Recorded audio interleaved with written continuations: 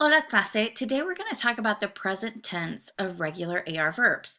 But before we start talking about how to conjugate AR verbs, let's talk about the fundamental parts of a verb in Spanish.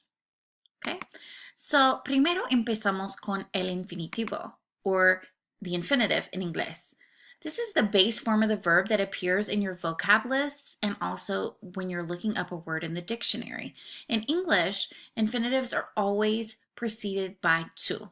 So, for example, we would say to speak, to walk, to talk. Any of those have the to included, so those are our infinitives in English. In Spanish, our verbs are classified into three types, okay? Those that end in ar, and ir. So any verb in Spanish will end in one of these three endings. Okay, número dos, tenemos la terminación, or the ending. Now this is the last two letters of the infinitive, our ar, or ir. In this verb tutorial, we're going to focus on the verbs that end in ar. Okay, and finally, we have our stem or root, and I always say raíz, which is the root of the verb. This is whatever's left after we remove the ar, or ir. Okay, so the stem can consist of any number of letters. So sometimes you'll have really short stems, like where it's just one letter, and sometimes you'll have long ones. So it just really depends on the verb in question. So let's just review what verb conjugation is. Conjugating a verb just means that we're making the subject and the verb match up so that we know who is doing the action. So in a previous tutorial on ser, I gave you the example of, in English, we know to say I am instead of I is. So that's all we're trying to accomplish, is making the subject and the verb match up.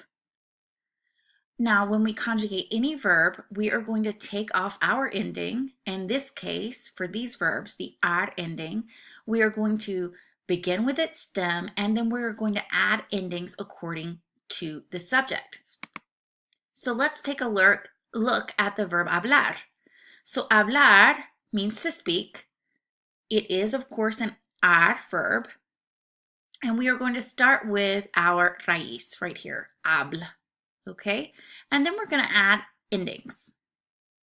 So yo hablo, tú hablas, usted ella habla, nosotros hablamos, vosotros habláis, which you don't have to worry about, and finally ustedes, ellos, ellas hablan.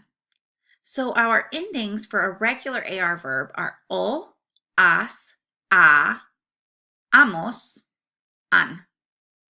Okay, so whatever AR verb I give to you, whether it's bailar or caminar, estudiar, all of these will take this set of endings. That's what makes them regular verbs. A verb like ser or estar is an irregular verb, so you have to memorize every single conjugation. In the case of a regular AR verb, you just need to memorize o, as, a, amos, an. Now, a couple of notes here, clase. In español, we will often drop subjects. So I can say hablo español instead of yo hablo español. And it's obvious that I am talking about myself, that the subject is yo, because only yo has the terminación o, right? So hablo español, it's understood that I'm talking about myself, okay? I could ask you a question in the to form, right? I could ask you, do you speak Spanish? ¿Hablas español? Right? And people would know I was asking that question of them because of the as ending, even though I didn't include the to.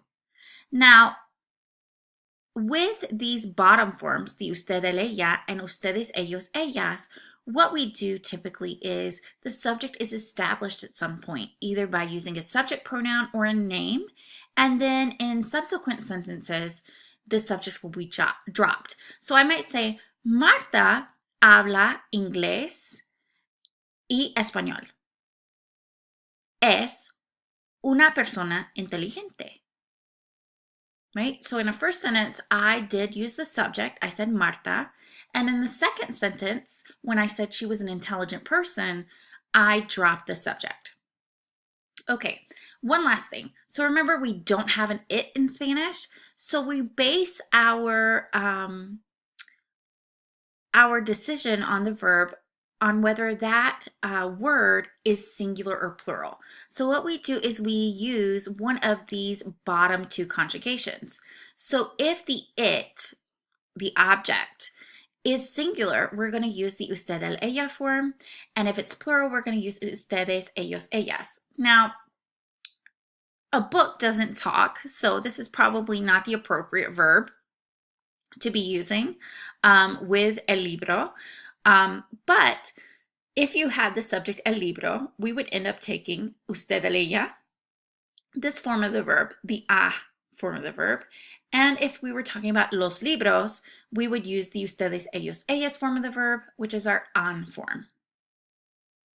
Okay, so clase, let's talk about how we can use the present tense in Espanol, because in English, present tense is a little more limited. So yes, our normal present tense in English, right, is going to be the same in Spanish. So if I said estudiamos español en la universidad, we study Spanish at the university, that's our normal present tense in English. But unlike English, we also express ongoing actions or actions in progress. So estudiamos en la biblioteca. This can be translated as we are studying in the library. So a lot of these is with the ing things that we do in English will often, we just often need to use the present tense for those in Spanish. And occasionally you will have things that might be thought of as future because we've attached mañana to it. So estudiamos en la biblioteca mañana. Okay, some useful expressions that will help you talk about the frequency of actions include siempre, todos los días, todos los meses, todas las semanas, muchas veces, a veces, and nunca. So these will definitely help you. Okay, so vamos a practicar clase. ¿Qué practican Sara y Marta? Muy bien, practican fútbol. So, ¿qué hablan en España? Muy bien, hablan español. ¿Dónde camina Ignacio? Camina en la playa. ¿Y qué estudias, clase? Estudio español. Okay, muy bien, clase. That's all that I have today for the AR verbs. Good luck with all your activities. And of course, as always, if you have any questions, please feel free to email. Adios.